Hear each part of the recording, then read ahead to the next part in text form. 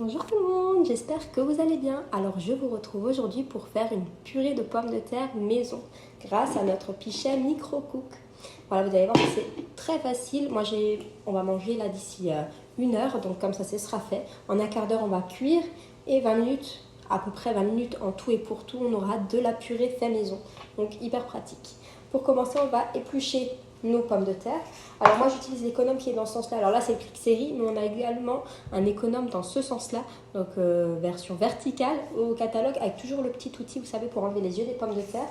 Vous avez également celui qui est version horizontale avec également le petit outil pour enlever les yeux des pommes de terre. Donc tout est encore au catalogue, c'est juste cette version-là qui n'y est plus pour le moment. Elle va sans doute revenir, mais pour l'instant elle n'y est plus. Donc c'est parti, on épluche nos 3 pommes de terre. Après vous pouvez en faire plus ou moins, hein, tant que vous voulez. Hein. Donc comme d'habitude j'ai ma petite poubelle de table, le petit collecteur que vous bien sûr vous ne voyez pas mais qui est juste là, vous voyez. Donc je mets toutes mes épluchures.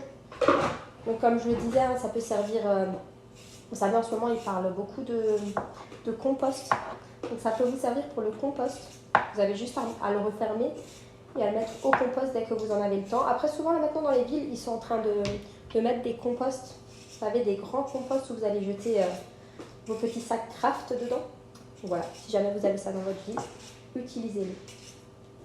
Et c'est parti, donc je vais éplucher toutes mes pommes de terre. A tout de suite. Alors bien sûr vous auriez pu le faire avec de la patate douce également. Hein. Vous pouvez aussi mettre ce que vous voulez à l'intérieur, ce que vous avez l'habitude bien sûr. Moi je mets les pommes de terre, vous savez, avec la peau violette. Je les adore. Pour tout, hein. Pour tout, je les aime. Je sais que chaque pomme de terre a une fonction, mais pour tout, je les aime. Vraiment. Donc là, vous voyez, par exemple, je vais juste enlever le petit bout. C'est où que j'ai vu ça? J'ai vu un œil tout à l'heure, juste ici. Vous le voyez? Donc avec l'outil, on va juste, hop, et il n'y a plus rien. C'est hyper rapide, hein. Ça coupe tout seul. Ensuite, nous n'allons pas les rincer. En fait, j'aimerais bien garder l'amidon. Après, chacun fait comme il veut. Moi, j'aime bien garder l'amidon. On va juste les couper en petits morceaux, donc en plus ou moins petits. Hein. Donc pour ça, il va me falloir mon couteau d'office. Alors comme d'habitude, il est vendu avec, vous savez, le petit étui pour pas se couper quand on les remet au placard.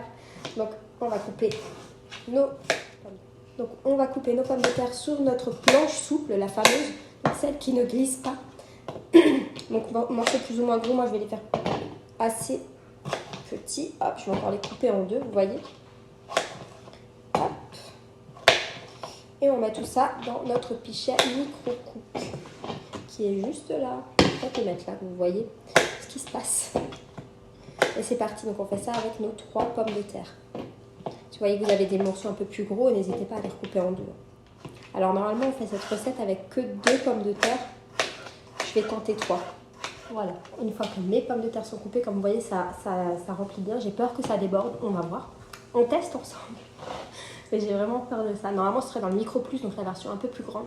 Voilà, on va essayer là-dedans.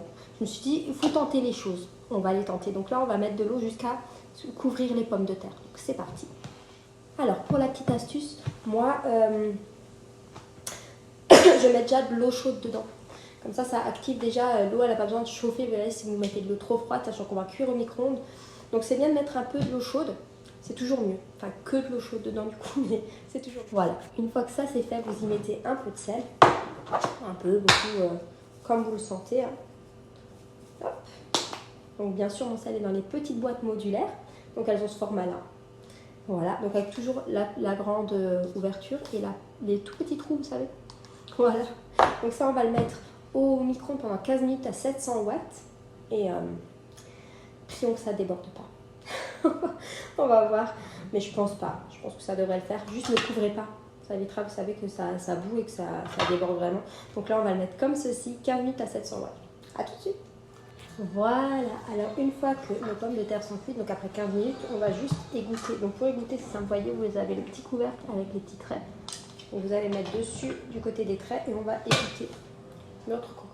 Voilà, bien entendu, quand je les ai sorties du micro-ondes, j'ai vérifié qu'elles soient cuites. J'ai piqué un couteau dedans et effectivement, elles étaient cuites. Donc en un quart d'heure, on a cuit des pommes de terre, c'est vachement cool. Donc maintenant, ce qu'on va faire, c'est qu'on va y ajouter du lait. Vous voyez, ça ressemble à ça. On va y mettre du lait. Donc hop, normalement, on va mettre à niveau, mais moi j'aime bien quand elle est pas trop liquide, on va dire. On va également y mettre de la muscade. du sel et du poivre en petit peu de sel. Tout petit peu, hop. Et du poivre. Vous voyez, même mon poivre, je le mets dans les petites modulaires, je trouve que c'est tellement plus joli. Tous ces petits tubes là qu'on entasse. On va également y mettre du gruyère. Alors moi j'aime quand elle est gourmande. J'aime ça. Hop. Et le reste, je le mettrai ensuite. Donc je vais encore ajouter un jaune d'œuf dedans. Je vais y mettre du beurre également.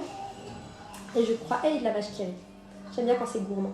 Donc là, avec notre presse purée, vous voyez qui se présente comme ceci. On va presser notre purée. Donc on reste toujours dans le même bol. Donc vous voyez, pour faire une purée, il ne faut pas beaucoup plus d'accessoires. Donc on y va. Alors là, c'est délicat. Parce que du coup, il y a tout qui veut remonter, c'est logique. Mais on les écrase. Hop. Faites juste doucement. Pour pas en mettre partout. Hop.